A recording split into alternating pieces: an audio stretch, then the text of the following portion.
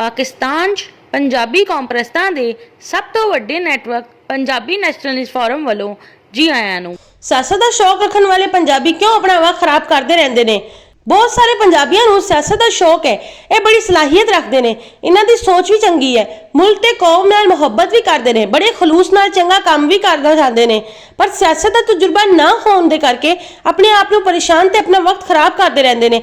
गल ये भी आ कि बराह रास्त 10 ते बिला वास्ता 100 बंदियां तो ज्यादा बंदियां नाल बंदा वास्तेदारी नहीं निभा सकता। बराह रास्त 10 ते बिला वास्ता 100 बंदियां तो ज्यादा नाल बंदा सिर्फ जान पहचान, दुआ सलाम या मेल मुलाकात ही रख सकता है। बराह रास्त 10 से बिला वास्ता 100 बंदियां तो वध टीम दुनिया विच किसी बंदे को नहीं हो सकती जिस नाल उस दा हर वेले वास्ता रहिंदा होवे। सियासत दा खेल कौमी या सूबाई, जिला या तहसील, यूनियन कौंसल या मोहल्ले की सतह ते खेलिया जाता है। इसलिए किसी भी बंदे दी टीम वेख के अंदाजा किया जा सकता है कि वो किस सतह का सियासी खेल खेलन जोगा है।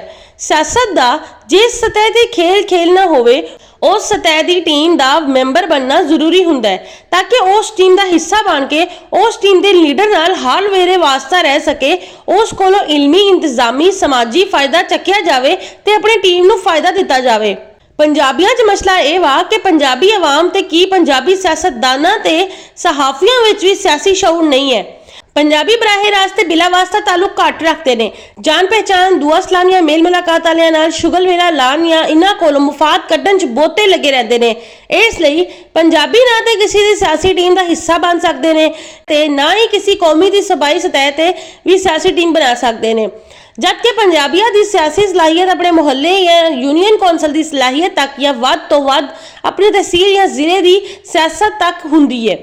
पर पंजाबी गल्लां सूबाई या कौमी ते की बैनुल अक़वामी सियासी मुलाकात दियां भी इंज करते हैं जिद्दां ये बड़े सियासी इलम ते सियासी तजुर्बा रखते होन, जबकि ज़्यादातर पंजाबियों नूं ये नहीं पंजाबी सियासतदानां ते सहाफियां नूं भी पंजाब तो बाहर जाके पाकिस्तान दे इलाके वेखण ते उत्थे दे लोकां नाल मिल के सियासी माहौल नूं समझण दा इतफाक भी नहीं होया हुंदा। इसलिए पंजाबियों को चाहिए है कि पहले वो वेख्या करन कि वो किसी कौमी या सूबाई टीम का हिस्सा बन सकते हैं या जिलाई या तहसील की सतह की टीम का हिस्सा बन सकते हैं या यूनियन कौंसल दे या मुहल्ले या सतह की टीम का हिस्सा बन सकते हैं। उस तो बाद उस टीम का हिस्सा बन के टीम के अगों अगे अपने मुतालबे रखिया करन ते मशवरे दिया करन। टीम का हिस्सा बने बगैर मशवरे देना या मुतालबे करना नीरा रोला पाना है ते इस नाल वक्त भी खराब होंदा है ते गल ना कोई सुनदा है ते ना कोई मनदा है।